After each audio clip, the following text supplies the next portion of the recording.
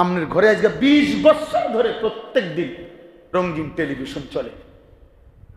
আমনের বিবি বাচ্চা আমনের টাকা দিয়া এবারে বিদ্যুৎ বিল দেয়, এবারে ডিশের বিল দেয়।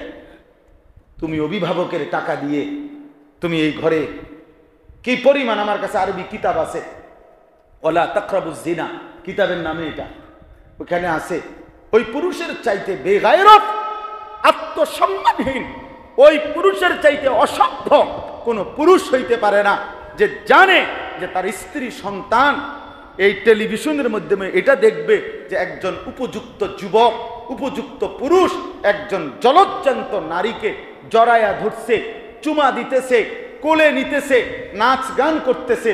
এটা তার বিবিয়ে দেখে, তার মেয়ে দেখে, তার ছেলে দেখে। এটা যে মেনে নিচ্ছে যেই পুরুষ, তার মতো অপদার্থ, অসভ্য, ফালতু মানুষ, বেগায়রত, আত্মসম্মানহীন কোন পুরুষ কোন মানুষ হইতে পারে না। বেটা তুই বেটা মানুষও না, বেটা প্লাস্টিক বেটা, তুই রে বেটা আকামলা বেটা, তুই কোনো বেড হইতে না বেটা, তুই বুঝি কথা হইল বেটা, তুই প্রয়োজনে মরে যাবি বেটা, তারপর স্ত্রী কেমনে বেহায়া হবে? তুমি সারা দুনিয়ার বেড়ারে দেখাইবা, তুমি আবার আমার বউ, হ্যাঁ তুমি আবার আমার বউ। আমি মুসলমান, আমি মুমিন, আমার আখিরাত আছে। বলে ইন্নাল্লাযীনা ইউহিব্বুনা আন তাশিআল ফাহিশাতু ফিল্লাযীনা আমানু লাহুম আযাবুন আলীমুন ফিদ দুনিয়া ওয়াল আখিরাহ। কোরআন শরীফের আয়াত, এই সূরা নূরের মধ্যে সাংঘাতিক আয়াত এটা। আল্লাহ তাআলা পরিষ্কার বলছে, যারা পছন্দ করে মুসলমানের সমাজে অশ্লীলতা ছড়িয়ে পড়ুক, জিনা ব্যভিচার ছড়িয়ে পড়ুক, নারী পুরুষের অবাধ মেলামেশা ছড়িয়ে পড়ুক, খোদার কসম আল্লাহ বলছে আমি ওয়াদা দিলাম, লাহুম আযাবুন আলীমুন ফিদ দুনিয়া ওয়াল আখিরাহ, তাদের জন্য আমি দুনিয়াতেও আযাব দেব, আখিরাতেও আযাব। তোরে আমি দুনিয়াতেও বেইজ্জতি করব, তোকে আমি আখিরাতেও বেইজ্জতি। তুই দেখবা 30 বছর পরে হইল তোমার মাইয়া আরেক ফোলা লইয়া গেছে গা, তোমার ফোলা আরেক মাইয়া নিছে গা, তোমার নাতনি হয়তো তোমার বংশের উপরে চুনকালি মাইকা দিবে, তোমার ফুতের ঘরের নাতি হয়তো তোমার 100 বছরের ফ্যামিলির ইজ্জতের উপরে কি করে দিবে, সিল মেনে দিবে। বেইজ্জতি হবেই হবে, অপমানিত হবেই হবে। ইমাম শাফিঈ রাহমাতুল্লাহ আলাইহি বলছে, কিতাবে আছে, ইন্না জিনা দাইনুন, সাংঘাতিক কথা এটা, কলিজা কাঁপার মতো ভয়ের কথা। ইমাম শাফি বলছে, জিনা ব্যভিচার, কোন নারীর সাথে অসভ্যতা, এটা একটি ঋণ। দাইন, দাইন মানে ঋণ, কর্জ, কর্জ, হাওলাত, তুমি যেন হাওলাত নিছ। তিনি বলেন আল্লাহর কসম, হে যুবক, হে মুসলমান, যদি তওবা না করো, যদি আল্লাহ মাফ না করে, তিনি বলেন কসম, তোমার পরিবারের কাউকে না কাউকে দিয়ে এটা শোধ দিতে হবে।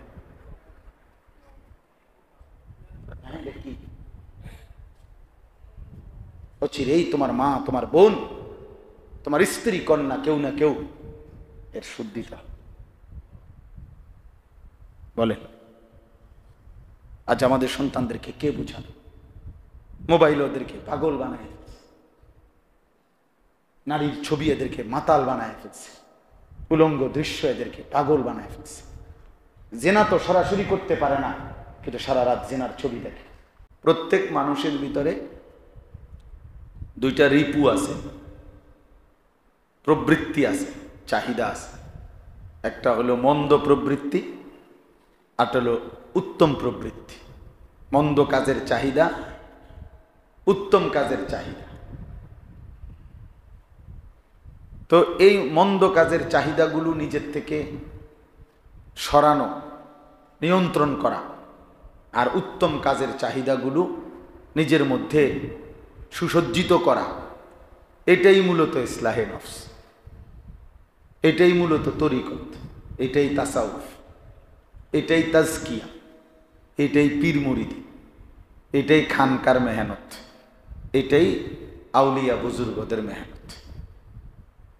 আমাদের অন্তরে যে মন্দ স্বভাবগুলো আমাদের প্রবৃত্তিতে জাগে, সেগুলোকে নিয়ন্ত্রণ করে।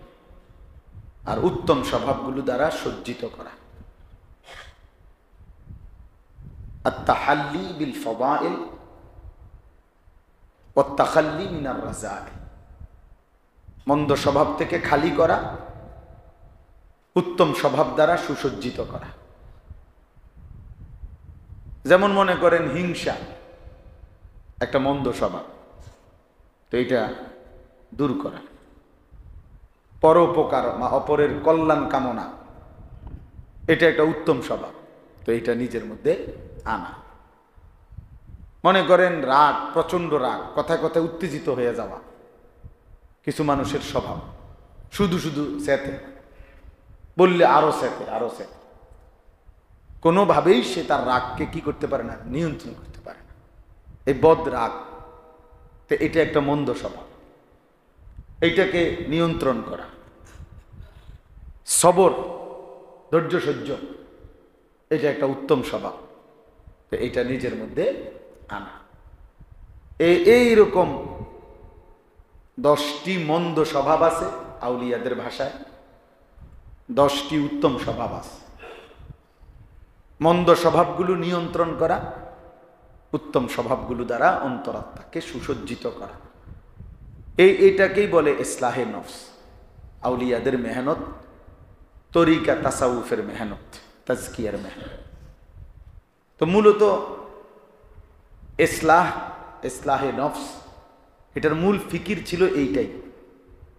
কিন্তু আমি বলতেছিলাম যে হজরত বলছেন, রশিদিয়ার হজরত মুফতি শহীদুল্লাহ দামাত বারাকাতুহুম, যে বর্তমান সময়ের প্রয়োজন হলো এমন যে ব্যক্তি তো কথা ছিল এই, প্রত্যেক মুসলমান নিজের বাহ্যিক ইসলাম যেটা আল্লাহর বিধান আমল, ওযু, গোসল, তায়াম্মুম, নামাজ, সূরা, কেরাত, দোয়া, কালাম, রুকু, সেজদা, পাক নাফাক, হালাল হারাম, করণীয় বর্জনীয় যে আমলগুলো বাহ্যিক অঙ্গ প্রত্যঙ্গ দিয়ে করতে হয়, এগুলো তো কথা তো ছিল এই যে মুসলমান মাত্রই ফরজে আইন হিসাবে এমনিতেই শিখে নিবে, আলা কুল্লি মুসলিম। কথা ছিল এটাই, মূলত এটাই উচিত ছিল যে মুসলিম মাত্রই সে বাহ্যিক যে আমলগুলো সঠিকভাবে করা, কোরআন সুন্নাহ মতে করা, এটা তার নিজের দায়িত্ব মনে করেই সে ঠিক করবে, সংশোধন করবে। কথা তো ছিল এই যে মুসলমান পরিচয়ধারী অথচ কোরআন শরীফ অশুদ্ধ, এটা একটা অযৌক্তিক বিষয়, এটা হইতেই পারে না। নিজেকে মুসলমান মনে করে অথচ ঠিকমতো সুন্নাত মোতাবেক ওযু করতে জানে না, ফরজ গোসল ঠিকমতো আদায় করতে পারে না, এটা এক ধরনের আশ্চর্য কথা। উচিত ছিল এরকম, বাস্তবতা হওয়ার কথা ছিল এমন যে অবাক হওয়ার বিষয় হওয়ার কথা এটা, যে আরে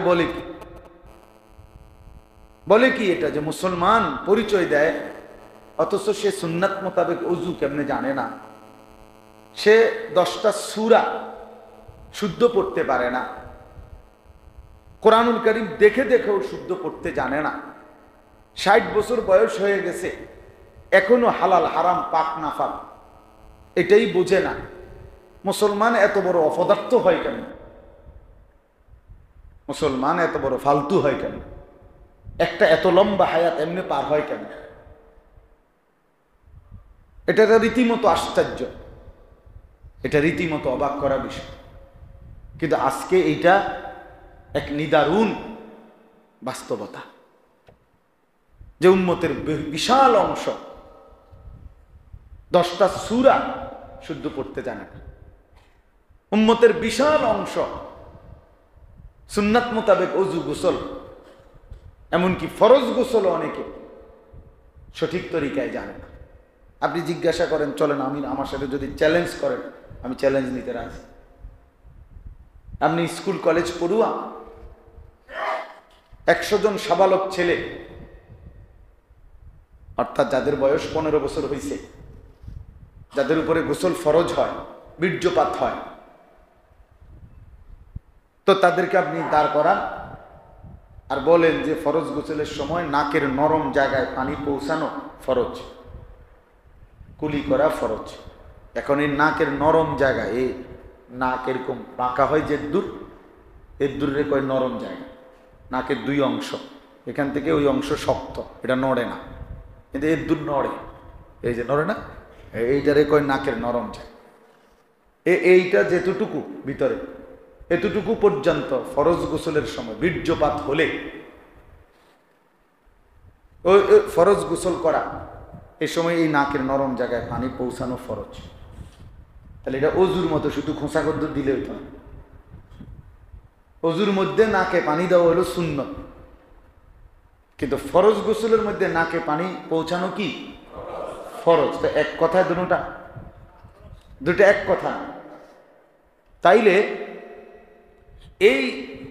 এই নাকের নরম জায়গায় পানি পৌঁছানো ফরজ, যেটা কিভাবে পৌঁছায় আপনি দাঁড় করেন, সে দেখাক। এখানে আমরা বালতি আইনা দেখাই, তো তুমি দেখাও নাকের নরম জায়গায় পানি কেমনে পৌঁছায়, তুমি দেখাও। আপনি দেখেন এরকম 1000 ছেলে আইনা দেখান, ইন্টারভিউতে টিকে করে, আপনি দেখবেন নুরানির বাচ্চা, আমাদের কওমি মাদ্রাসার নুরানির বাচ্চা পরীক্ষাটা নেবে, ওই বুঝাই দিবে, তখন দেখবেন ফলাফল কি আসে। তাইলে এটা রীতিমতো আশ্চর্য বিষয় যে মুসলমান সুন্নাত মোতাবেক ওযুটাও জানে না, মুসলমান সুন্নাত মোতাবেক ফরজ গোসলটাও জানে না, মুসলমান আত্তাহিয়াত শুদ্ধ করতে পারে, সুবহানাল্লাহ সুবহানাল্লাহ সুবহানাল্লাহ সুবহানাল্লাহ, এটা তাসবিহ। এটা কি? এটা তো কিছুই না। সুবহানাল্লাহ সুবহানাল্লাহ সুবহানাল্লাহ সুবহানাল্লাহ 1 কোটি বারও যদি পড়ে কেউ, একবারও হবে না। 1 কোটি না বেটা, তুমি 100 কোটি বার পড়ো, এটা কোনোভাবেই তাসবিহ হবে না।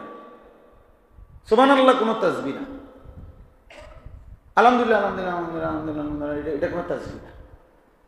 আত্তাহিয়াতু লিল্লাহি ওয়া সালাতু ওয়াত-তাইয়্যিবাতু, আসসালামু আলাইকুম নবী ওয়া রাহমাতুল্লাহি ওয়া বারাকাতুহু, আসসালামু আলাইনা ওয়া আলা ইবাদিল্লাহি সালিহিন, আশহাদু আল্লা ইলাহা ইল্লাল্লাহ ওয়া আশহাদু আন্না মুহাম্মাদান আবদুহু ওয়া রাসূলুহু, আল্লাহুম্মা সাল্লি আলা মুহাম্মাদ ওয়া আলা আলি মুহাম্মাদ কামা সাল্লাইতা আলা ইব্রাহিম ওয়া আলা আলি ইব্রাহিম ইন্নাকা হামিদুম মাজিদ, আল্লাহুম্মা বারিক আলা মুহাম্মাদ ওয়া আলা আলি মুহাম্মাদ কামা বারাকতা আলা ইব্রাহিম ওয়া আলা আলি ইব্রাহিম ইন্নাকা হামিদুম মাজিদ, আল্লাহুম্মা ইন্নী যালামতু নাফসি যুলমান কাসীরান ওয়া লা ইয়াগফিরু যুনুবা ইল্লা আনতা ফাগফির লিমান ফাগফিরতা মিন ইনদিকা ওয়া ইন্নাকা আনতাল গফুরুর রহিম। আসসালামু আলাইকুম। এটা নামাজ, এটা কি বলেন, এটা কি? আমি এটা কি তো বলে করলেন, কি বললেন এগুলো, কি বললেন? বেটা তোরা যদি ফেরেস্তা মাথা তুললে আসার দিতে একতো তো বুঝতে, আসার একটা আসার দিত যদি ফেরেস্তা, যে বাতিজার প্রতিটা কি নামাজ পড়ছে, কি কি বলছো, এই ভেবে ভেবে কথা তো তোর আব্বাও বুঝতো না। দুনিয়ার কোনো মানুষের কাছে যদি কেউ এভাবে কথা বলে, তারা পাগল বলবে না যে বেটা মাতাল, এটা কি বলস বেটা, কিছুই তো বুঝি না। মহান রব্বুল আলামিনের সামনে আপনি এটা কি পড়লেন, কি বললেন? এটা 4 রাকাত সুন্নত পড়ে ফেলছে, 1.5 মিনিটও লাগে না। এটা কি মেশিন, এটা কি মেশিন লাগাইলেন? এটা জাপানি হতো না, জাপানি মেশিন হতো এত তাড়াতাড়ি এবার কথা না, চায়না তো সম্ভবে না। কি ঘটনাটা কি? তামাশা, আখেরাত তামাশা, আখেরাত মামুলি, আখেরাতকে আমরা মামুলি মনে করি।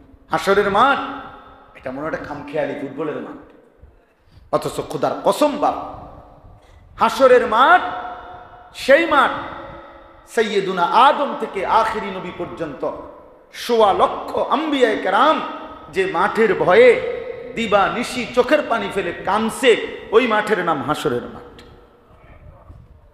আম্বিয়ারা কানছে, চোখের পানি ফেলছে, নবীগণ কানছে।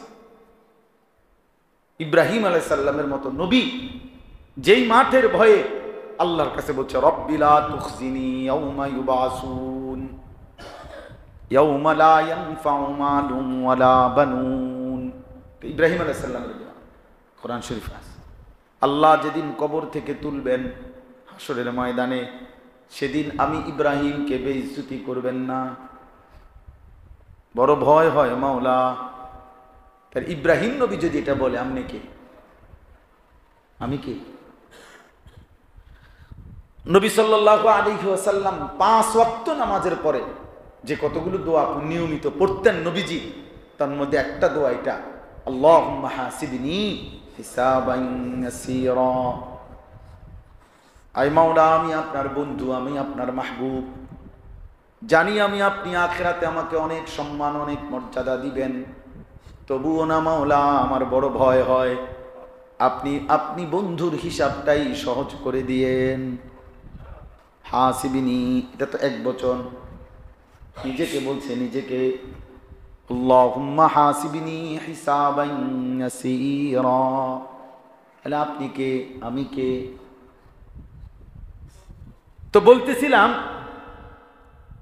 হযরতের কথার থেকে যে আজকে আফসোসের বিষয় ছিল যে মুসলমান তো কথা ছিল এই ওযু, নামাজ, গোসল, সূরা, কেরাত, দোয়া, কালাম, হালাল হারাম, এটা তো সে জানবেই, এটা তো সে জানবেই, এটা তো কমন, প্রত্যেকের সঠিক শুদ্ধ থাকবেই, কথা ছিল এই।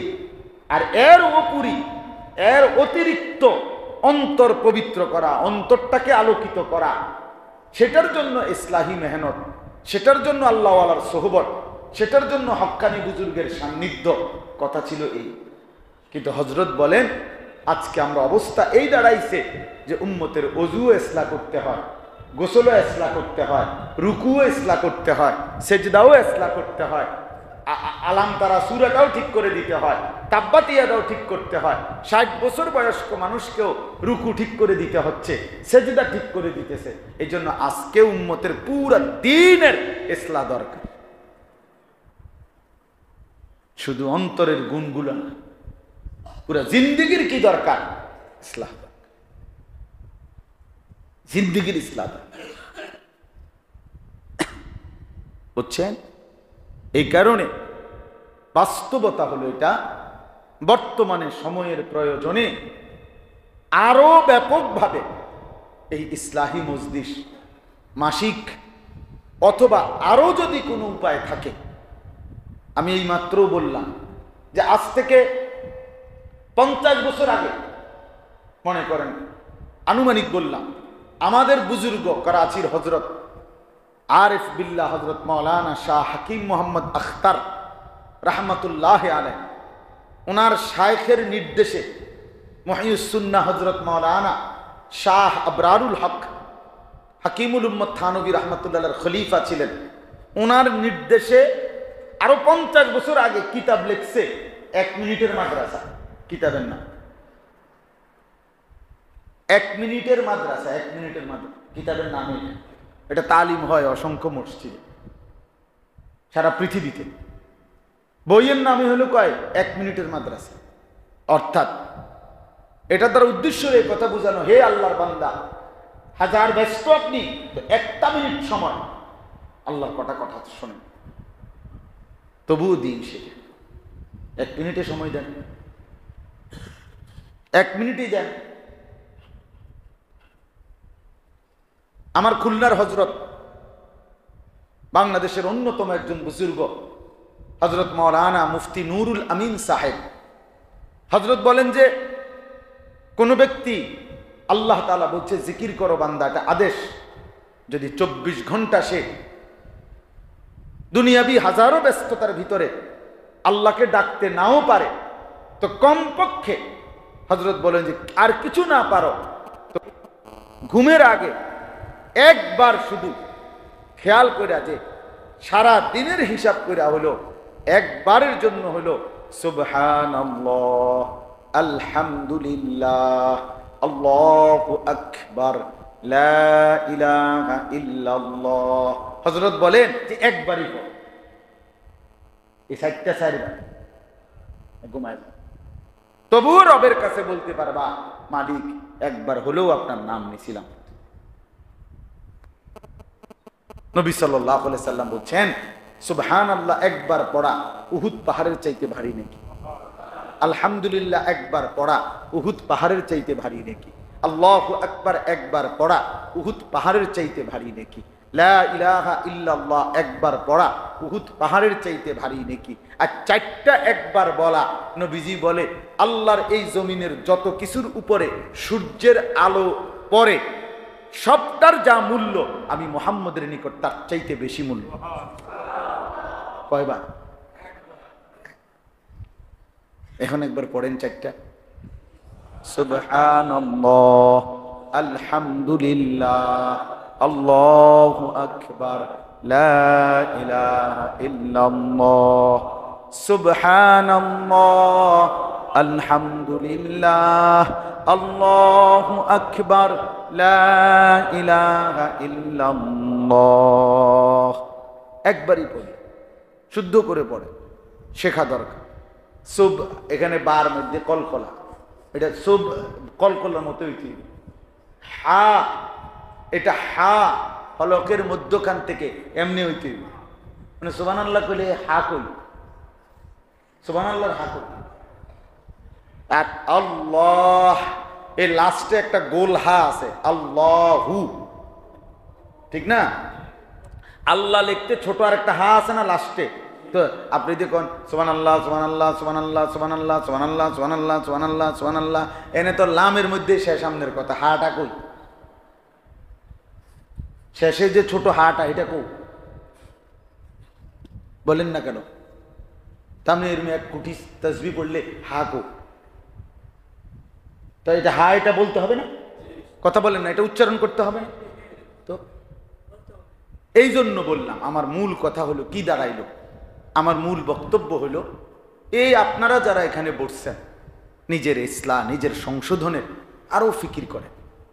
আমার উজু, আমার গোসল, আমার নামাজ, আমার রুকু, আমার সেজদা, আমার দোয়া, আমার তাসবিহ, আমার আত্তাহিয়াতু, আমার দুরুদ শরীফ, আমার দোয়ায়ে মাসুরা, আমার তাব্বাতি আদা, আমার কুল হু আল্লাহ, আমার আলহামদুলিল্লাহ সূরা, আমি যে সুবহানাকা সানা পড়ি, আমি যে রুকুর তাসবিহ পড়ি, সেজদার তাসবিহ পড়ি, এগুলা শতভাগ বিশুদ্ধ হইতে হবে। এ কমপক্ষে আপনাদেরকে অনুরোধ করলাম, যারা যারা নামাজ পড়েন, যারা আখিরাতকে মানেন, যারা নিজের ভালো চান, কল্যাণ চান, আপনি আরেকটু আন্তরিক আন্তরিক। প্রিয় বাপ আমার, ভাই আমার, এটা বাস্তবতা হলো আল্লাহ তাআলা স্পষ্ট বলছে, আখিরাত পেতে হলে, আল্লাহর সাক্ষাৎ পাইতে হইলে, জান্নাত পেতে হলে, খোদার কসম কোরআনে আল্লাহ বলছে এই দুই জিনিস বাধ্যতামূলক জরুরি। এক, আমলটি বিশুদ্ধ হইতে হবে। দুই, শুধুই আল্লাহর জন্য হইতে হবে। এই দুই জিনিস বাধ্যতামূলক। ফামান কানা ইয়ারজু লিকা রাব্বিহি ফালিয়ামাল আমালান সালিহা। এই এক, যে আল্লাহর সাক্ষাৎ পেতে চাও, মানে জান্নাত পেতে চাও, সে যেন প্রত্যেকটি আমল করে বিশুদ্ধভাবে। আর কি? ওয়ালা ইউশরিক বিইবাদাতি রাব্বিহি আহাদা, এবং সে একটি ইবাদতেও, কোন ইবাদতের মধ্যেই আল্লাহর সাথে কাউকে যাররা পরিমাণও শিরিক করতে পারে। আনা আগনা শুরাকাই বি, হাদিসে কুদসিতে আছে, আল্লাহ বলেন আমি আমার সাথে এক বিন্দু শিরিককারীকেও থেকে মুক্ত। অর্থাৎ 99 ভাগ আমি আল্লাহর জন্য ছিল, কিন্তু 1 ভাগ শুধু গায়রুল্লাহ ছিল, আমি 99 ভাগ ছুঁড়ে ফেলে দেই, যা বেটা আমার লাগবে না, নেব না। আগনা, আমি অমুখাপেক্ষী সত্তা, তোর বেটা লাগবে না, ফেললে তো বেটা 99 ভাগ, 99.5 ভাগ হলো হবে 100 হইতে, আমার জন্য কি 100 হইতে হবে, 100 হইতে হবে। এটা শিখতে হবে। ইখলাস কাকে বলে, কিভাবে আল্লাহর জন্য করে আপনাকে মস্ত করতে হবে। আখিরাত অর্জন করতে হলে আপনাকে ফিকির করতে হবে। আমি সবসময় বলি বাপ, আখিরাতকে মামুলি মনে করবেন। মসজিদে 4টা ফ্যান দিছেন, বেহেশতের বুঝাইয়া গেছে, হ্যাঁ মস্কারি পাইছে। আগে জান্নাত কি? 4টা ফ্যানের দাম 12,000 টাকা। জান্নাত কি মানে, জান্নাত কাকে বলে? 2টা রুম আর একটা বারান্দা, এটারই তো জান্নাত, ঠিক না? এই 20,000 দিছে মসজিদে, বেহেশতের একটা বুঝাইয়া গেছে। কারণ বেহেশত আর কি, তাই যে 2টা রুম আর একটা বারান্দা, তো এটা এর থেকে বেশি কি দরকার? যে কোনো অঞ্চলে 2টা রুম একটা বারান্দা ভাড়া লইতে 6,000, আর আমি দিছি 20,000 টাকা। উনি মনে করছে জান্নাত একটা মস্কারি মনে করছে, আখিরাত একটা মামুলি মনে করছে। না রে বাপ, আখিরাত মামুলি, আখিরাত মামুলি। আল্লাহ তাআলা বারবার বলছেন উদখুলু ফিস সিলমি কাফা, 100 ইসলামে ঢোকো, 100। ক্বালাতিল আ'রাবু আমান্না কুল লাম তু'মিনু ওয়ালাকিন কুলু আসলামনা ওয়ালাম্মা ইয়াদখুলিল ঈমানু ফি কুলুবিকুম। আল্লাহর নবীর সামনে বেদুইনরা এসে বলছে আমান্না, আমরা ঈমানের নাম। আল্লাহ ডাইরেক্ট আসমান থেকে বলছে থামো, ঈমান আনো নাই, বলো যে এমনি ইসলাম গ্রহণ করছো বাহ্যিক, যে একটা আমল, ইমানদার হও নাই, ইমান এখনো কলিজায় বসে নাই, শতভাগ বুঝ দাও, তারপরে আমি আল্লাহ তোমাকে মুমিন হিসাবে সার্টিফিকেট দেব। কুল লাম তুমিনু ওয়ালাকিন কুলু আসলামনা। এজন্য দোস্ত বাপ, ইসলাহি মজলিস আপনারা ধারাবাহিকভাবে জনপ্রিয়তার মোহে পড়বেন না। কোনো বক্তা পরিচিত, কোনো বক্তারে একটু সবাই চেনে, উনি আইলে আমু, নাইলে আমু না। আরে বাপ, ওনারে দিয়ে আপনার আখেরাত, আপনার সেজদা দিয়ে আপনার আখেরাত। কারো জনপ্রিয়তা দিয়ে আখেরাত হয় না। আপনার সেজদা, আপনার গোলামি, আপনার বন্দিগি, এটা দিয়ে আপনার আখেরাত। আমি একজন বক্তা, মনে করেন আমারে আপনারা সবাই চিনেন, আরো অনেকেই চেনে, মনে করেন 10 লাখ মানুষ আমারে চেনে, তা আমনের লাভ কি? আমারে চিনলে আমনের লাভ কি? বুঝেন নাই কথা? আমার 1 কোটি মানুষ চিনুক না, তা আমনের কি? হ্যাঁ, তো তোরা আমনটা আমনে বুঝ করেন। আমার পরিচয় দিয়ে আপনি ঘাস কাটবেন নি? আমার সুখ্যাতি দিয়ে আপনি কি করবেন? আপনি আপনাকে কথা বলেন। নিজের ওযু, নিজের নামাজ, নিজেকে ভুলে যাওয়ার কোনো সুযোগ নাই। ইয়া আইয়ুহাল্লাযীনা আমানু আলাইকুম আনফুসাকুম, কোরআনুল কারীমের মধ্যে আছে, আল্লাহ তাআলা বলেন, হে ঈমানদারগণ, তোমরা প্রত্যেকেই নিজেকে আঁকড়িয়ে ধরো। কাকে বলেন না? আলাইকুম আনফুসাকুম। এখানে সব উলামায়ে কেরাম, বড় বড় বুজুর্গ উলামায়ে কেরাম, মাদ্রাসার আসাতিজায়ে কেরাম আছেন, মুহাদ্দিসিনে কেরাম এখানে। আপনি জিজ্ঞাসা করেন, আল্লাহ তাআলা বলছে, হে ঈমানদারগণ, আলাইকুম আনফুসাকুম, আলাইকুম আই আলজিমু, তোমরা মজবুত ভাবে ধরো। আসমায়ে আফআলের একটা অংশ। তোমরা মজবুত ভাবে নিজেকে ধরো, শক্তভাবে ধরো। লা ইয়াদুররুকুম মান দাল্লা ইযা তাদাইতুম, তুমি যদি হেদায়েতের উপরে উঠতে পারো, এবার পৃথিবীর যেই কোনো ব্যক্তি, যেই চাক, তোমাকে আর কেউ পথভ্রষ্ট করতে পারবে না। কলিজায় যখন তুমি ঈমান বসাইবা, আখিরাত যখন তোমার কলিজায় ভাসবে, চোখে ভাসবে, তখন তুমি ঠিকই পৃথিবীর কেউ আর তোমাকে গুমরাহ করতে পারবে না। এই পৃথিবীর সবাইকে আপনি ডাকবেন মানুষের কল্যাণ, মানুষকে আল্লাহর দিকে ফেরানো, মানুষকে নামাজের কথা বলা, কালেমার কথা বলা, দাওয়াত দেওয়া, তাবলীগ করা, মানুষকে আল্লাহর দিকে ফেরাবার চেষ্টা করা, আল্লাহর দ্বীনের জন্য করা, সব কিছু দায়িত্ব। কিন্তু সব কিছুর থেকে অবসর হইতে পারে, কিন্তু খোদার কসম, ইনফেরাদি আমল, আমার ব্যক্তিগত ঈমান, আমল, আখিরাত, হালাল হারাম, এখানের কোনো অপশন নাই, এখানের কোনো বিরতি নাই, এখানে কোনো ছুটি নেই। এটা মনে রাখতে হবে। দাওয়াতের বিরতি হয়, তাবলীগের বিরতি হয়, তালিমের বিরতি হয়, সবকিছুর বিরতি আছে। কিন্তু আমার নিজের কোনো বিরতি নেই। কোরআন শরীফের আয়াত এটার প্রমাণ। ফাইদা ফারাগতা ফানসব, নবী সাল্লাল্লাহু আলাইহি ওয়াসাল্লামকে আল্লাহ তাআলা বলছেন, আপনি যখন ফারেগ হবেন, অবসর হবেন, তখন পুনরায় একাকী রাত্রি গভীরে আমি আল্লাহ তাআলার ইবাদতে একাকী কঠোর পরিশ্রমে মনোনিবেশ করেন।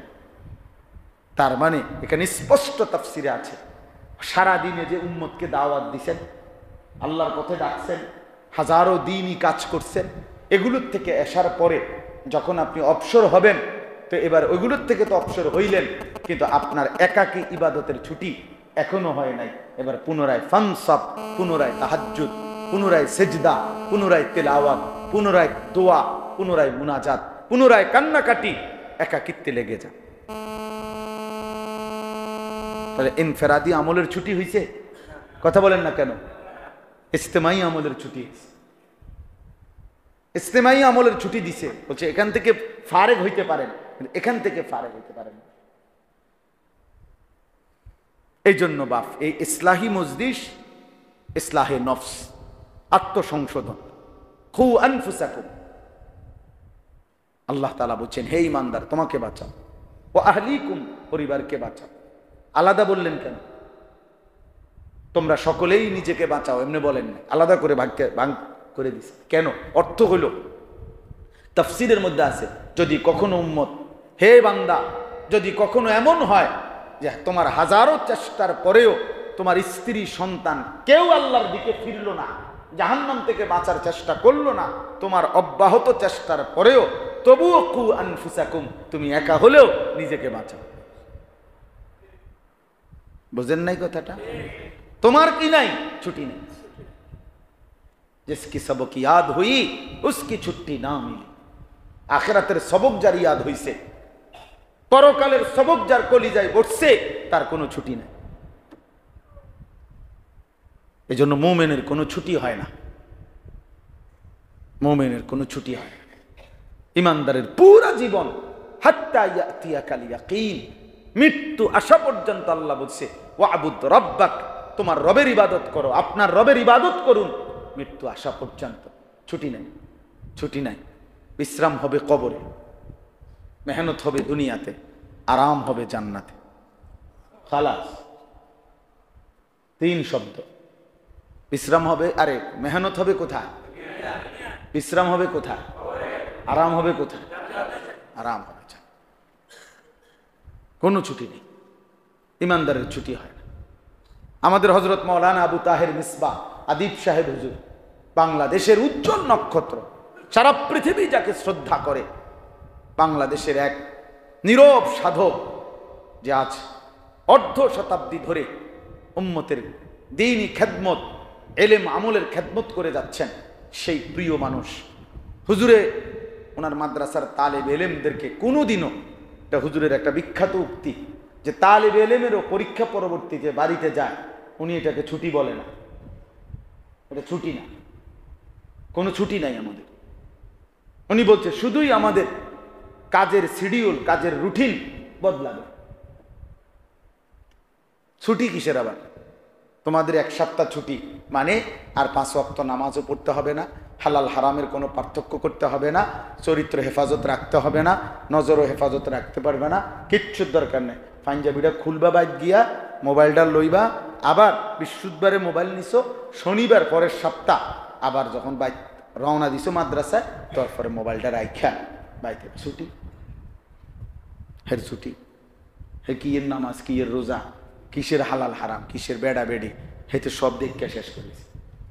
যার কারণে প্রত্যেক এই গাফেল যেগুলো মা বাবা ছেড়ে দিছে, এই গাফেলরা প্রতিবন্ধের পরে আমাদের মাদ্রাসাগুলোতে আমরা এই পরিস্থিতির মুখোমুখি হই যে প্রত্যেক 1 সপ্তাহ বন্ধের পরে যখন মাদ্রাসা নতুন করে খোলে, 2টা 4টা 5টা 6টা ছেলে আমরা হারাই যাই।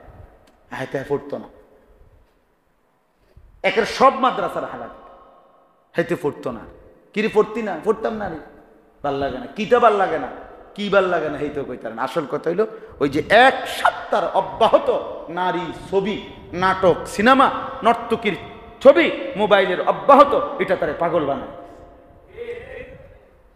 এটা তারে নেশাগ্রস্ত বানায় দিচ্ছে, মাতাল বানায় দিচ্ছে। খালাস, সে আর পড়বে না। আমার এক অভিভাবক কালকে রাতের 1টা বাজে ঢাকাতে, মানে উনি আমার খুব প্রিয় একজন মানুষ, উনি বলতেছে তো হুজুর বাচ্চা হেফজোখানায় দিছি, পড়তেছে 7 পারা।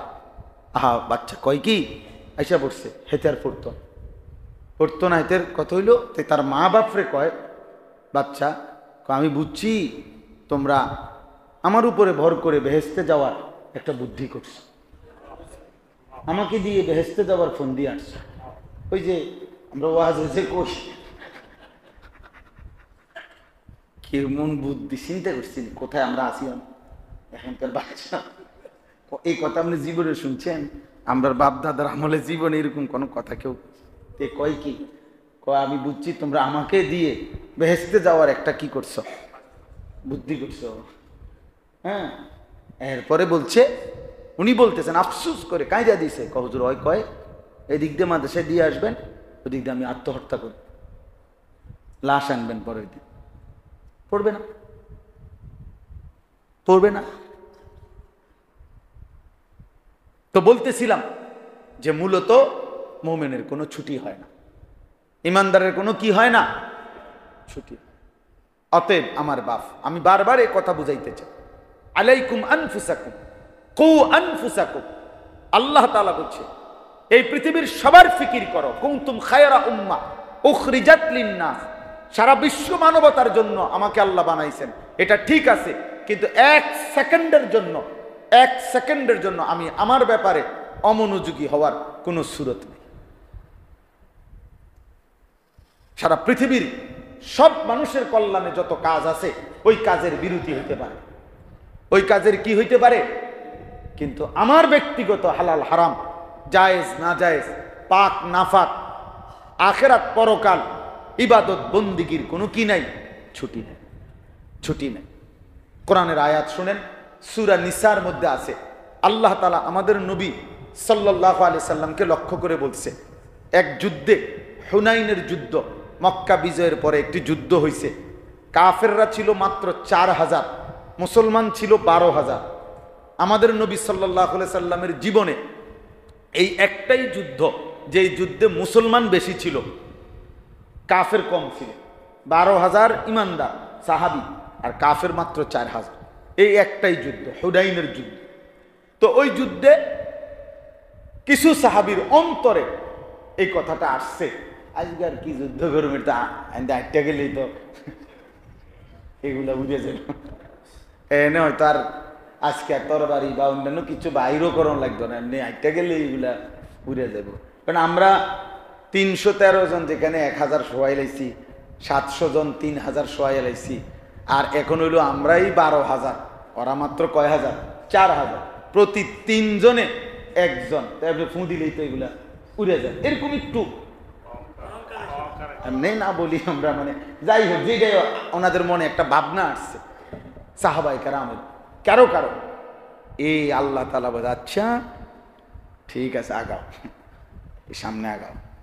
ঠিক যুদ্ধের মুখোমুখি গেছে 4000 কাফেরের প্রথম আক্রমণে 12000 সাহাবী এক নিমিষে এমন তীব্র আক্রমণ করছে যে 12000 সাহাবী যুদ্ধের ময়দান ছেড়ে দিয়েছে, সব ছিটটা বিটটা গেছে। কিতাবের মধ্যে আছে সর্বোচ্চ 6 জন সাহাবী শেষ কষ্ট করে নবীজির সামনে দাঁড়ায় ছিল, আর সব ছিটে গেছে। কিন্তু আল্লাহর নবী সাল্লাল্লাহু আলাইহি ওয়াসাল্লাম একা যেখানে গিয়ে দাঁড়াইছেন, এখান থেকে এক চুল, এক সুতা নড়েন নাই।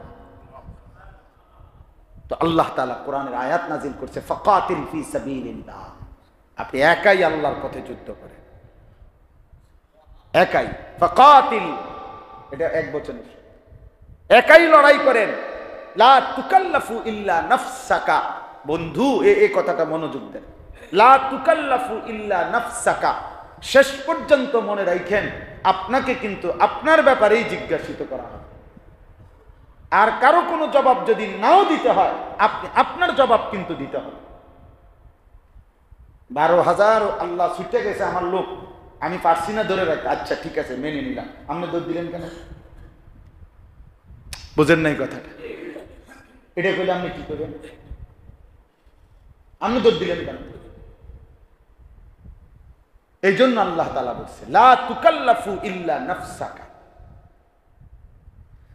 আপনি কিন্তু আপনার ব্যাপারে আদিষ্ট হবেন, আপনার ব্যাপারে আপনাকে জিজ্ঞাসিত হবেন, এই ব্যাপারে প্রশ্নের মুখোমুখি হবেন। এখান থেকে আপনি কি করতে পারবেন না, রেহাই। ওয়াহাররিদিল মুমিনিন, পরের শব্দ হলো, আর ইমানদারদেরকে উৎসাহিত করতে থাকুন, ইমানদারদেরকে বলতে থাকুন। কেউ যদি নাও শোনে, এই পৃথিবীর কেউ না শোনে, আপনি একাই আল্লাহর দ্বীনের উপরে মজবুত থাকেন। তাহলে কি বোঝা গেল? আমি আমাকে ছেড়ে দেওয়া, আর আমি একজনে আর কিরমু 10 জনের যেই গতি, আমার ওই গতি, রিবুজি কথা, ফাজলামি। হ্যাঁ, এটা আখিরাতের বেলায় বললে হবে। 10 জনের যেই গতি আমার সেই গতি না, 10 জনের যা ইচ্ছা গতি, আমার গতি জান্নাতের গতি। আমি থামবো জান্নাতে গিয়ে, আমি থামবো আখিরাতে গিয়ে, আমি থামবো আমার রবের সামনে গিয়ে। চলার পথে যদি কাউকে পাই তাইলেও আলহামদুলিল্লাহ, চলার পথে যদি কেউকে নাও পাই ফাকাতিল ফি সাবিলিল্লাহ, একাই আল্লাহর পথে যুদ্ধ করে যাও। এটা মুমিনের, এটা মুমিনের কথা, এটাই ইমানদারের বক্তব্য। আল্লাহ তাআলা সবক দিয়েছেন, এটা আমাদেরকে এটা আল্লাহ তাআলা বুঝাইছেন। হযরত হুযায়ফা রাদিয়াল্লাহু তাআলা আনহু একবার বলছিলেন, ইয়া রাসূলুল্লাহ, আমি যদি লম্বা হাদিস, এর মধ্যে লাস্ট অংশ হাদিসের এই, তিনি জিজ্ঞেস করছিলেন, ইয়া রাসূলুল্লাহ, আমি যদি জীবন চলার পথে কখনো এমন হয় মুসলমানের কারোর সাথে মিশতে পারলাম না, আমার ঈমান ঠিক রাখতে গিয়া, ইসলাম ঠিক রাখতে গিয়া কারোর লগে মিলতে পারলাম না, কাউকে আর পেলাম না, আমি একা হয়ে গেলাম, তখন আমি কি করব? আল্লাহ নবী সাল্লাল্লাহু আলাইহি ওয়াসাল্লাম বললেন, ফাতাজিলিল ফিরাকা কুল্লাহা, সমস্ত দল মত সব তুমি ছেড়ে দিবা। আর ওয়া আনতাআদ্দা বিআসলি শাজারাতিন, তুমি গাছের শিকড় গোড়ালি একাই কামড়াইয়া ধরে, কামড়াইয়া মানে এই মাড়ির দাঁত দিয়ে যেভাবে কামড়ায়, এই কামড়াইয়া ধরে গাছের গোড়ালি, গাছের শিকড় কামড়াইয়া ধরে হলেও তুমি দ্বীনের উপরে। হুযায়ফা রাদিয়াল্লাহু তাআলা কে নবীজি বলছেন, একাই। অতএব এই ইসলাহি মজলিস বলেন, দরকার কিনা এটা? তাহলে এই মজলিসের মূল ফিকির কি বলেন? আত্মসংশোধন। বলেন মানে কি? নিজের না, কোন আমার সংশোধন কর, আমার সংশোধন, আমার ঈমান, আমার ইসলাম, আমার দ্বীন, আমার তাকওয়া, আমার ভেতর, আমার বাহির, আমার জিন্দেগি। আমি মুকাল্লাফ শতভাগ ইসলামের, আমি আদিষ্ঠ পুরা ইসলাম মানার। আমাকে ভাগাভাগি ইসলাম মানতে বলে না। বাচ্চা তোমরা মিল্লা 30 জনে ভাগাভাগি করে নামাজ পড়ো, কেউ ফজর পড়ো, কেউ জোহর পড়ো, কেউ রোজা রাখো, কেউ যাকাত দিও, এমন না, ভাগাভাগি না। আমি পুরা ইসলাম মানার মুকাল্লাফ, আদিষ্ট। অতএব পুরা ইসলাম বুঝে নেওয়া, পুরা ইসলাম শিখে নেওয়া, পুরা ইসলাম আমার জীবনে আনা, গুনে গুনে ইমানের 77 শাখা। আমার খুলনার হযরত বলেন যে, হে মুসলমান আল্লাহর বান্দা, ইমানের 77টি শাখা আছে, ওলামায়ে কেরাম এগুলো লিখে দিছে। আমার কাছে ওইটা বই আছে, ছোট্ট বই আছে, আমি হযরতের থেকে ছাপানো বই এটা বিক্রি করি। তো ইমানের 77 শাখা, আপনার এই বইটার মধ্যে করণীয় কয়টা, বর্জনীয় কয়টা, আমার আকীদা বিশ্বাসের সাথে কয়টা, আমার আমলের সাথে সম্পৃক্ত কয়টা, আমার লেনদেনের সাথে সম্পৃক্ত কয়টা, আমার পারস্পরিক আচার আচরণের সাথে সম্পৃক্ত কোনটা, মুআশারাত আখলাক চরিত্রের সাথে সম্পৃক্ত কয়টা, এভাবে আলাদা আলাদা করে ওলামায়ে কেরাম বুজুর্গানে দ্বীন লিখে দিয়েছেন। আমার কাছে গাড়িতে, আমার সাদা গাড়িতে এটা বিক্রি করি আমি 30 টাকা মাত্র, বইটার দাম, ছোট্ট একটা বই, ইমানের 77 শাখা, ও হযরতের বই এটা। তো এখানে আছে করণীয়, বর্জনীয়, একটা একটা। তো হযরত বলেন একজন মুসলমানের উচিত গুনে গুনে একবার কলম নিয়া 77 শাখা নিজের জীবনে মিলানো, আছে কয়টা, নাই কয়টা, গুনে গুনে দাগ দিয়ে দিই। আমরা বাজার খরচ যেমনি মিলাই, বাজার খরচ যখন লিস্টি দেয় মহিলারা, মনে করেন ঘরের বিবি 15-20টা জিনিসের লিস্টি দিয়ে দিছে, আমরা বাজারে গিয়া 2টা মাল কিনা মানে কোনা দিয়ে টান দেই, অর্থাৎ এটি কিনা হইছে আর এগুলা কি আছে, বাকি আছে। মুদি দোকানদাররা যখন ওই মালে আর সোতা মিলায়, হেরা এরকম কোনা দিয়ে দিয়ে দাগ দেয়, দেখেন এমনি এমনি এমনি দাগ দিয়ে দিয়ে দিয়া আমাদের হে কি মিলায়, মালে আর বস্তার হিসাব মিলায় যে 13টা জিনিস এনে 13টা হয়েছে কিনা, এমনি এমনি দাগ দেয় কোনা দিয়ে। আপনি গুনেন, আপনার আমার জিম্মাদারি। কালেমা লা ইলাহা ইল্লাল্লাহ মুহাম্মাদুর রাসূলুল্লাহ, এটা তো ঈমানের 77 শাখার একটি। ফাআফদালুহা কাউলু লা ইলাহা ইল্লাল্লাহ, নবীজি বলছে ঈমানের 70-এর বেশি শাখা প্রশাখা রয়েছে, তন্মধ্যে সবচেয়ে বড় মূল ডালা, মূল শাখাটা হলো লা ইলাহা ইল্লাল্লাহ, এটা বলা। তাহলে এটা কয়টা? এটা যত মোটাই হোক ডাল, এটা কয়টা? তো বাকি 76টা আপনি তো জানেনও না, আপনি তো জানেনও না। আপনি কোনোদিন মিলাইয়া দেখছেন? তো এই জন্য আল্লাহ তো বলছে মুমিন হইছো এটা বললো না, মুসলমান হইছো কও। কি বলো? মুসলমান হইছো কও, মুমিন হও নাই। ওয়ালাম্মা ইয়াদখুলিল ঈমানু ফি কুলুবিকুম, এই বেটা এখনো ঈমান তোমাদের দিলে ঢোকে নাই, মুমিন এখনো হও না। মিলাইয়া দাও, ঈমানের ৭৭ শাখা মিলাইয়া দাও। তাহলে অনেক জিম্মাদারি। যদি আখিরাত চায়, কোন রকম বলতে কিছু নাই, সাবধান। আমি চাচা বাবাদেরকেও বলি, অনেক বয়স্ক লোক আছে আও মাইতো না চায় কোন রকম আল্লাহ আল্লাহ করিয়া কবরে যাইতে এলে, না আপনি কোন রকম আল্লাহ আল্লাহ করিয়া কবরে যাইয়েন না। আল্লাহর দোহাই, কোন রকম আরো কয়দিন দুনিয়ায় বাঁচেন, আপেল মালটা খাইতেন ফেরবেন। আর কোন রকম কবরে গেলে টাঙ্গাইয়া ফিটবো, আমি বললাম একদম সোজা করে লাবো ফিটটা। আপনার আল্লাহ নিষেধ করছে, কোন রকম কবরে যাইতে নিষেধ করছে। কোন রকম বলছে কবরে যাইতে, ওয়ালা তামুতুন্না ইল্লা ওয়া আনতুম মুসলিমুন, অর্থ কোন রকম। ইয়া আইয়ুহাল্লাযীনা আমানু দুখুলু ফিস সিলমি কাফা, মানে কোন রকম। তাহলে কোন রকম পাইলেন কই? কোন রকম, কোন রকম আল্লাহ ভরসা, মাইতো না চাই আল্লাহ ভরসা। কিটা আল্লাহ ভরসা? কি আল্লাহ বলছে তুমি মৃত্যু পর্যন্ত বাটফারি করো, আমি ভরসা। তো কি তুমি মিথ্যা বলতেই থাকো, আল্লাহ ভরসা এটা। তুমি সুদ খাইতেই থাকো, আল্লাহ ভরসা এটা। তো আপনি কি বলতেছেন? আল্লাহ ভরসা কি? গুনার উপরে আল্লাহ ভরসা? নাউযুবিল্লাহ। গুনাহের উপরে যদি কেউ বলে আল্লাহ ভরসা, তার ঈমান থাকবে নি? গুনাহ ছেড়ে দেওয়ার উপরে আল্লাহ ভরসা, তওবার উপরে আল্লাহ ভরসা, যে আমার আল্লাহর কাছে আমি ফিরে আসছি, বারবার আমি গুনাহ ছেড়ে দেওয়ার চেষ্টা করছি, শয়তানের সাথে আমি প্রাণপণ যুদ্ধ করছি। আমার একবার শয়তান ফালাইয়া দেয়, আমি একবার শয়তানরে ফালাইয়া দিছি, একবার ওই আমারে গুনাহ করাইছে, আরেকবার আমি শক্ত করে নিজেরে ধরে রাখছি। এভাবেও যদি ধাক্কাধাক্কি চলে, ঠেলাঠেলি চলে, তারপরও মালিক বলবে যা আমার বান্দা চেষ্টা তো করছে, না মাফ করে দিল। কিন্তু 30 বছর ধরে টানা মিথ্যা বলে, 30 বছর ধরে প্রতিদিন সুদ ধরে, প্রত্যেক দিন ওজনে কম দেয়, 30 বছর ধরে প্রতিদিন তার ঘরে রঙিন টেলিভিশন চলে, নাচ গান চলে, বিবি বাচ্চা নর্তকীর ছবি, নাচ গান, উলঙ্গপনা বেহায়াপনা দেখে। মুসলমানের সন্তান 16 বছর 18 বছরের ছেলেটা মেয়েটা আপন ঘরে ঘুমায় 365 দিনে, খোদার এক বছরে কোনদিন এই হারামি, এই নাফরমান একদিনও ফজরের নামাজ পড়ে না, একদিনও পড়ে না। এই বেটাটা কি মুসলমান বেটা? তুই বেটা নাফরমান, তুই কিসের মুসলমান? মুসলমান 365 দিনে একদিনও ফজরের নামাজ পড়বে না। মুসলমান 30 বছর সুদ খাবে। এই নাফরমান, তুমি কিসের মুসলমান? ফাজলামি করো, ইসলামকে ঠাট্টা মনে করছো? হ্যাঁ, আখেরাত ঠাট্টা।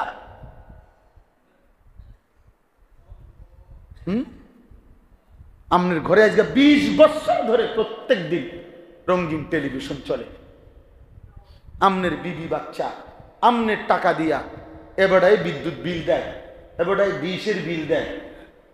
তুমি অভিভাবকের টাকা দিয়ে তুমি এই ঘরে কি পরিমাণ, আমার কাছে আরবি কিতাব আছে, ওয়ালা তাকরাবুজ জিনা কিতাবের নামে এটা, ওখানে আছে ওই পুরুষের চাইতে বেগায়রত, আত্মসম্মানহীন, ওই পুরুষের চাইতে অসভ্য কোন পুরুষ হইতে পারে না, যে জানে যে তার স্ত্রী সন্তান এই টেলিভিশনের মাধ্যমে এটা দেখবে যে একজন উপযুক্ত যুবক, উপযুক্ত পুরুষ একজন জলজ্জান্ত নারীকে জড়ায়া ধরছে, চুমা দিতেছে, কোলে নিতেছে, নাচ গান করতেছে।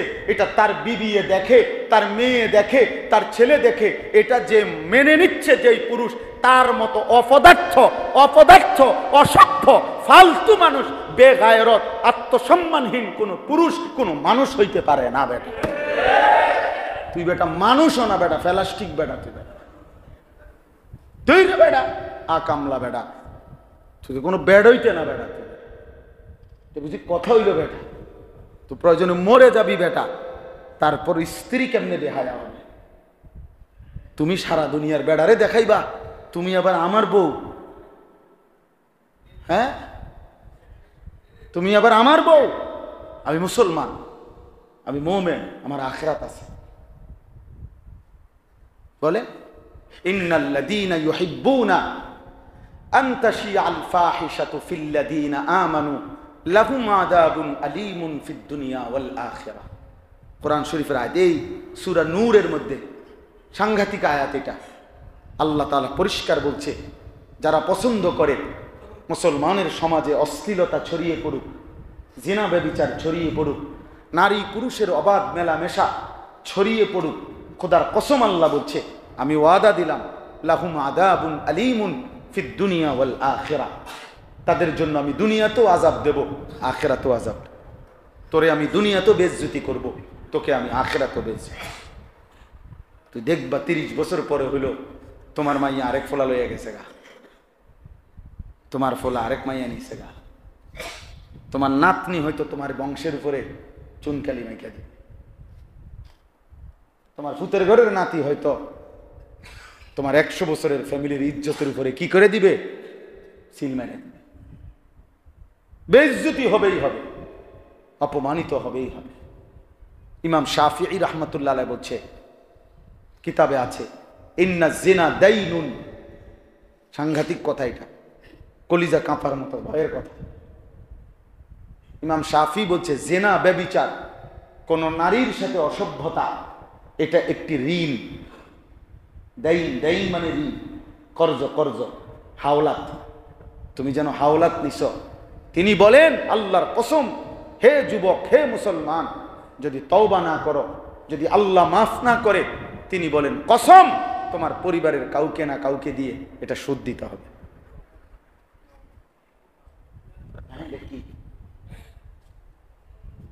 অচিরেই তোমার মা, তোমার বোন, তোমার স্ত্রী, কন্যা, কেউ না কেউ এর শোধ দিতে হবে।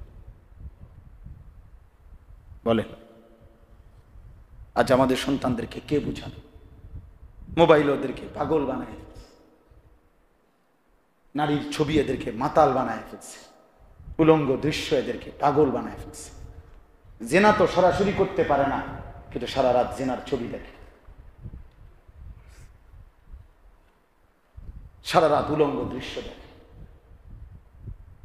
আর বাপ মা বেউকুফে কয় বাচ্চা মানুষ তো হুজুর, বাচ্চা মানুষ আস্তে আস্তে ঠিক হয়ে যাবে। শুদ্ধ মারে, শুদ্ধ কোন, হ্যাঁ, মস্কারি করে, আস্তে আস্তে ঠিক হয়ে যাবে। ফেলে রাখলে আস্তে আস্তে লোহা ও মাটি হয়ে যাবে।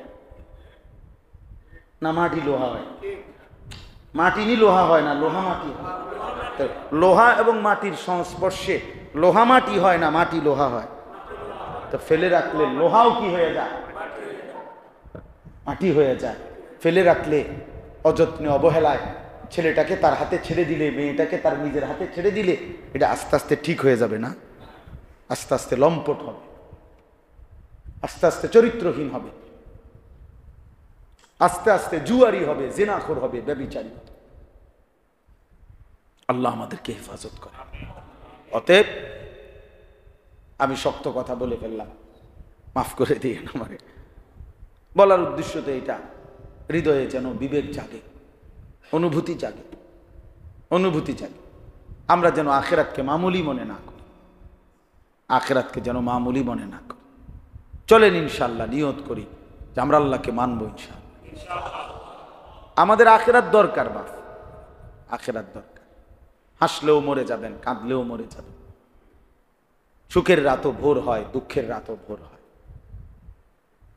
রাজপ্রাসাদের মানুষটাও কবরে যাবে, জীর্ণ কুঠিরের মানুষটাও কবরে যাবে, কেউ থাকবে না। স্বার্থপর এই দুনিয়া কেউরে মনে রাখে না, বহুত স্বার্থপর এই দুনিয়া, কেউরে মনে। এই ছেলে পেলেগুলো শুধুই মোবাইল, শুধুই মোবাইল, ছবি তুলতেছে, আরে দেখাও, কেউ তোরে মনে রাখবে না। সেদিন আমি বললাম, এই 2-3 দিন আগে কুষ্টিয়াতে 10টা ছেলে মোটর সাইকেল রেস দিছে রাস্তায়, মোটর সাইকেলের প্রতিযোগিতা। 2টা ছেলে এই চলন্ত, ওদের মোটর সাইকেলেই ওরা লাইভ দেখাচ্ছে, নিজের মোটর সাইকেলে নিজেই মোবাইলের লাইভ। তাদের লাইভেই তারা পৃথিবীবাসী দেখছে যে একটা পিকআপের সাথে বাড়ি লাগছে, এমনি টুকরা টুকরা হয়ে গেছে। 2টা ছেলে এমনি বুটি বুটি হয়ে গেছে, পুরাটা রাস্তা ছড়ায় পড়ছে। মানে যেটা জমা করবো একসাথ করবো লাশটা পিস পিস হয়ে গেছে। হায় হায় যুবক, এখন তোর লাইভ দেখবে কে? এখন তোর মোবাইল দেখবে কে? তোর নিজের মোবাইলে, তোর নিজের লাইভে তোর এই নির্মম করুণ মৃত্যু তোকে মানুষ দেখবে। কে তোমার আর মনে রাখবে? এই পৃথিবী আর কোনোদিন তোমার নামও নেবে। মাইলস্টোন স্কুল অ্যান্ড কলেজের বাচ্চাদের এই নির্মম করুণ মৃত্যু কয়দিন দিয়ে খুব লাফালাফি গেল, এখন শেষ না? আজকে 5-7 দিনে কোনো আর কথা শুনছেন? কার সময় আছে? স্বার্থপর এই দুনিয়া, কাউরে মনে রাখে, কেউরে মনে রাখে না, কেউরে মনে, কারো হাতে সময় নেই, কারো হাতে সময় নেই। আমার বন্দিগি, আমার ইবাদত, আমার সেজদা, আমার গোলামি, আমার আখেরাত, এটাই আমার পুঁজি। পৃথিবী আমারে মনে রাখবে। পৃথিবীতে আপনি অমর হয়ে থাকবেন, পৃথিবী নিজে অমর নেই, কথা বলে না। পৃথিবী নিজে স্থায়ী নেই, তো আপনি স্থায়ী থাকবেন কেন পৃথিবীতে? বলে না যে উনি পৃথিবীতে অমর হয়ে থাকবেন, কেমনে অমর হয়ে থাকবে? পৃথিবী নিজে অমর নেই, পৃথিবী মরণ হবে না, পৃথিবীর কেয়ামত হবে না, তো কেয়ামত মানেই তো মৃত্যু, পৃথিবীর মৃত্যু। হ্যাঁ, এটা তো মরনে কে বাদ কিয়া হোগা এই কিতাবের মধ্যে আছে। হযরত মাওলানা আশিক ইলাহি বুলন্দ শহরি রাহমাতুল্লাহ আলাইহি লিখছেন, ব্যক্তির ইনফেরাদি একক একক যখন মৃত্যু হয় সেটাকে বলে মৌত, আর সারা আলম যখন একসাথে মৃত্যু হবে সেটারই বলে কিয়ামত। তো পৃথিবী তো নিজেই অমর না, তুমি অমর হবে কেন? হযরত মাওলানা তারেক জামিল সাহেব বলেন যে তুমি মাটির ফাইলিং রিপোর্টে তুমি ইঞ্জিনিয়ারে বলল যে মাটি মজবুত, 10 তলা নিশ্চিন্তে করতে পারবেন, তো উনি বলেন যে হে আল্লাহর বান্দা, মাটিকে জিজ্ঞাসা করো, ইঞ্জিনিয়ারকে না, মাটিরে একবার জিজ্ঞাসা করো, কান পেতে শোনো, মাটি চিৎকার করে বলবে হে আল্লাহর বান্দা আমি মজবুত না, আমি স্থায়ী না, একদিন ইসরাফিল ফু দিবে, ইজা রাজ্জাতিল আরদু রাজ্জা, আমি মাটি রেজা রেজা হয়ে যাব, পাউডার পাউডার হয়ে যাব, আমি থাকবো না।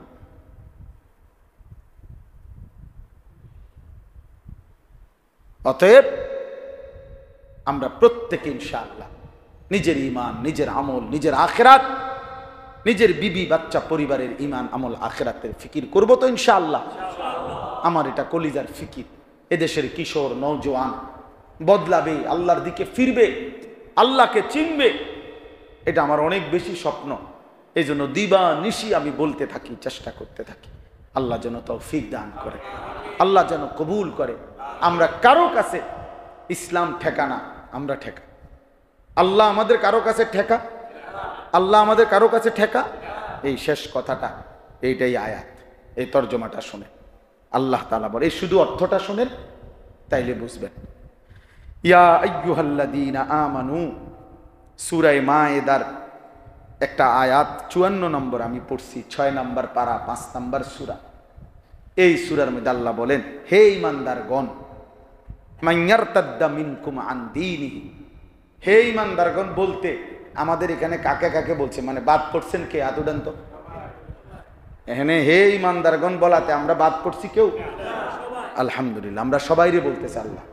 মান ইয়ারতাদ্দা মিনকুম আন দীনিহি, তোমাদের যে বা যাহারা, একজন কিংবা সকলে, আংশিক কিংবা পুরাপুরি, মান ইয়ারতাদ্দা মিনকুম আন দীনিহি, আমি আল্লাহর দিন থেকে যদি মুরতাদ হয়ে যাও, ছেড়ে দাও, ত্যাগ করো, আংশিক কিংবা পুরা, একজন কিংবা 1000 জন, 1 কোটি কিংবা 200 কোটি, যদি 200 কোটি মুসলমান পৃথিবীর যদি একসাথেও ঘোষণা দিয়া মুরতাদ হয়ে যাও, আমার দিন ছেড়ে দাও, আল্লাহ চ্যালেঞ্জ করছে যে ফাসাউফা ইয়াতিল্লাহু বিকওমিন, আমি জমিনের মধ্যে তৎক্ষণাৎ আমার ঈমানওয়ালা, আমলওয়ালা, মহব্বতওয়ালা, আমার পছন্দের বান্দা তৎক্ষণাৎ আমি জমিনে নিয়ে আসবো।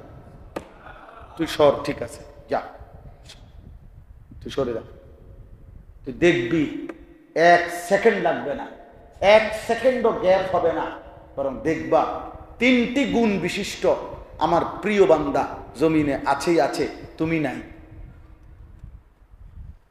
তুমি সরো। তিনটি গুণ বিশিষ্ট প্রিয় বান্দা আল্লাহ ওয়াদা দিছেন আমি জমিনে রাখবই, এক সেকেন্ডও জমিন শূন্য থাকবে না। যেদিন এই গুণাবলীর সম্পূর্ণ প্রিয় বান্দা থাকবে না, সেদিন আমি পৃথিবী রাখবো না, সেদিন ইসরাফিল ফু দিবে। তাহলে আমাদের কারো কাছে আল্লাহ ঠেকা?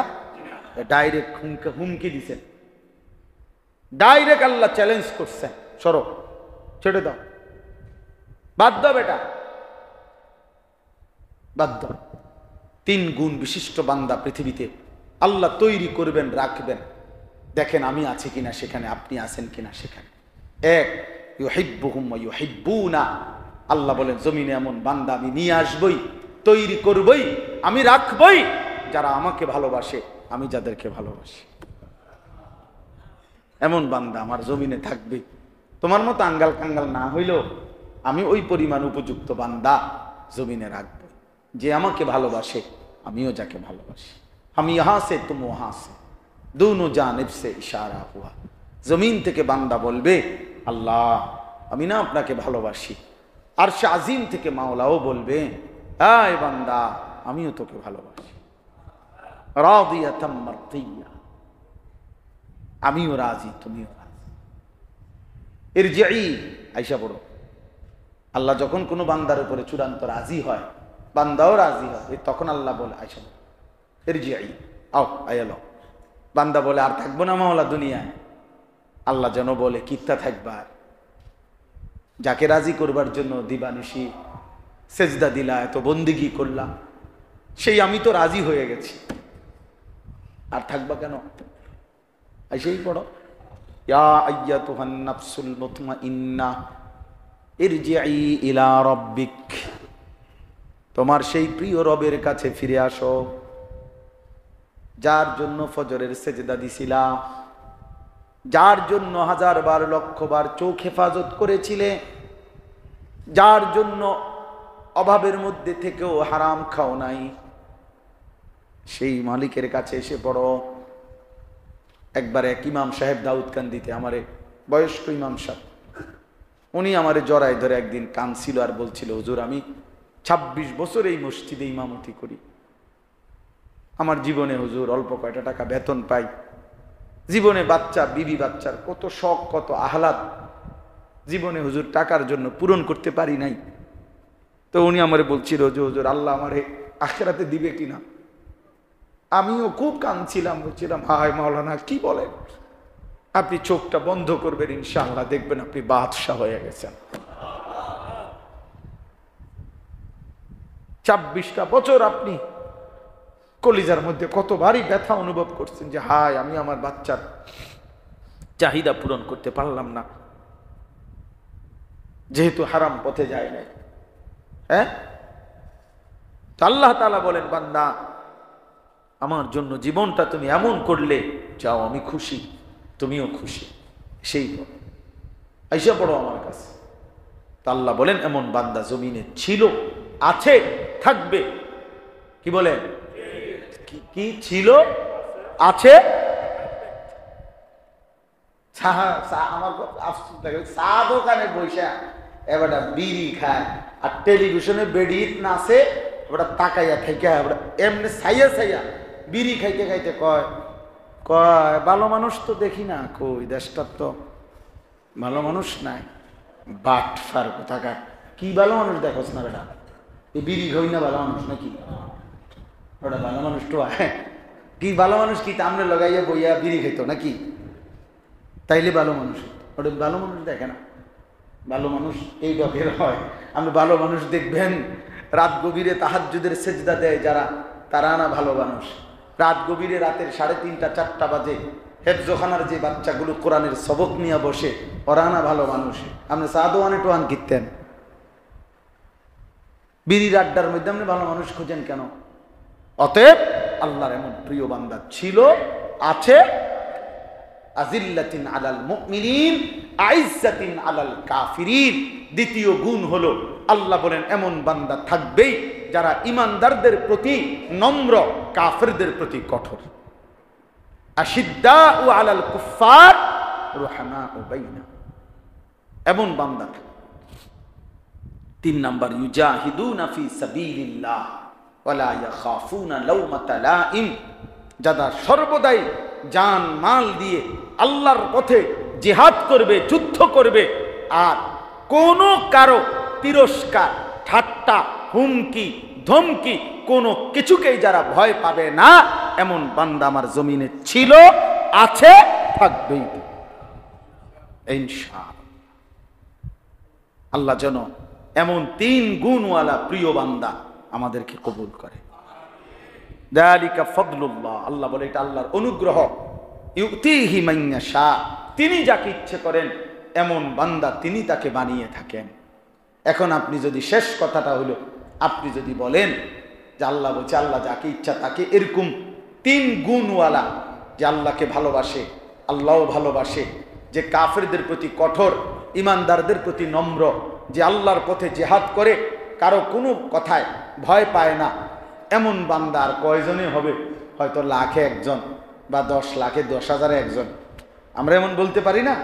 তো আল্লাহ বলে না না বান্দা, এমনটা বইল না, বরং শোনো, আল্লাহু ওয়াসিউন, আল্লাহ অনেক বড় দাতা, দেনওয়ালা, ওয়াসি, তিনি অনেক বড় দাতা। তিনি যদি 200 কোটি মুসলমানকেও এমন মাকাম দান করে, তবুও তার ভান্ডারে কমবে না। তুমি আগাও, তুমি হতাশ হইও না যে না আমি মনে পাইতাম না, না তুমিই পারবা ইনশাআল্লাহ, তুমিই পারবে, তুমিই হবা ইনশাআল্লাহ। চেষ্টা করবো তো ইনশাআল্লাহ। আল্লাহ তাআলা আমাদেরকে, আমাকে, আমাদের সকলকে আল্লাহ পাকের খাঁটি সাচ্চা মুমিন, আল্লাহর পছন্দের প্রিয় বান্দা হওয়ার তৌফিক দান করেন। আল্লাহ বলেন আলিম, আমি কিন্তু সব জানি, ভেতরটাও জানি, বাহিরটাও জানি। অতএব আমি রব্বুল আলামিন, ওয়াসি, প্রশস্ত দাতা, আমি দেব, তুমি আগাও। আমি আল্লাহ তাআলা আমার ভালোবাসা দেব, আমি আল্লাহ তাআলা সর্বোচ্চ মুমিনের মাকাম তোমাকেও দান করব। আল্লাহ তাআলা আজকের এই ইসলাহি মজলিসকে কবুল করেন। আপনাদের ফিকির, আপনাদের ভালোবাসা, আপনাদের আন্তরিকতা কবুল করেন। আমার প্রিয় আল্লামা মুফতি আমজাদ হোসেন সাহেব, আল্লাহ তাআলা তাকে হায়াতে তৈয়বা আফিয়া দান করেন, কওমের খেদমতে, উম্মতের ফিকিরে আরো কবুল করে নেন। সুবহানাল্লাহি ওয়া বিহামদিহি, সুবহানাকাল্লাহুম্মা ওয়া বিহামদিকা, আশহাদু আল লা ইলাহা ইল্লা আনতা, আস্তাগফিরুকা ওয়া আতুবু ইলাইক। আলহামদুলিল্লাহি রাব্বিল আলামিন। মাওলাই করিম আপনি মাফ করে দেন, রব্বে করিম আপনি মাফ করে দেন, আই মাওলা আপনি মাফ করে দেন, আই করিম আপনি মাফ করে দেন। আয় আল্লাহ আজকের এই মজলিস আপনি কবুল করে নেন। আল্লাহ আমাদেরকে ঈমান আমলের ফিকির দান করেন, সেজদাওয়ালা কপাল বানিয়ে দেন, কাঁদনেওয়ালা চোখ বানিয়ে দেন, জিকিরওয়ালা জবান বানিয়ে দেন, মোহব্বতওয়ালা দিল বানিয়ে দেন। আল্লাহ সুন্নতওয়ালা জীবন বানিয়ে দেন। আল্লাহ জীবনটা কাজে লাগাবার তৌফিক দান করেন, ঈমান আমল দান করেন, ইজ্জত আফিয়ত দান করেন, তাকওয়া তহারত দান করেন, হিম্মত ইস্তেকামত দান করেন। আল্লাহ মাফ করে দেন মাওলা, মাফ করে দেন মাওলা, মাফ করে দেন মাওলা। আর কিছু দেন আর না দেন, মাফ তো করে দেন, মাফ করে দেন। আগামী জীবন সুন্দর করে দেন, বাকি হায়াত সুন্দর করে দেন, বাকি হায়াত সুন্দর করে দেন। কিশোর নওজোয়ান ছেলেগুলোকে নামাজি বানিয়ে দেন, চরিত্রবান বানিয়ে দেন, উত্তম আখলাকওয়ালা বানিয়ে দেন। আমার বাবা চাচা বয়স্কদেরকে আরো বেশি নেক আমলের তৌফিক দান করেন। শেষ হায়াতটা জিকিরে, তসবিতে, তিলাওয়াতে, আপনার বন্দিগিতে কাটাবার তৌফিক দান করেন। আল্লাহ ছোট্ট মাসুম বাচ্চাদেরকে কবুল করে নেন। উলামায়ে কেরামকে হায়াতে তৈয়বা আফিয়া দান করেন, উম্মতের ফিকির দান করেন, কওম ও মিল্লাতের ফিকির দান করেন। সমস্ত কবরবাসীদেরকে মাফ করে দেন, মাফ করে দেন মওলা, কবরবাসীদেরকে মাফ করে দেন।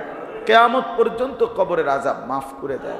আল্লাহ এই 100 বছরের চাইতে বেশি সময় ধরে এই মুজাফফরুল উলুম মুরাদনগর মাদ্রাসায় কত আল্লাহর বান্দা কত ভাবে সম্পৃক্ত ছিল। আজ তো তাদের অনেকেই অসংখ্য জন কবরে সকলকে মাফ করে দেন, সকলকে মাফ করে দেন। এখনো যারা এই মাদ্রাসার সাথে সম্পৃক্ত আছে, আল্লাহ আপনি সকলকে কবুল আর মঞ্জুর করে নেন। আল্লাহ আপনি সকলকে উত্তম বিনিময় দান করেন।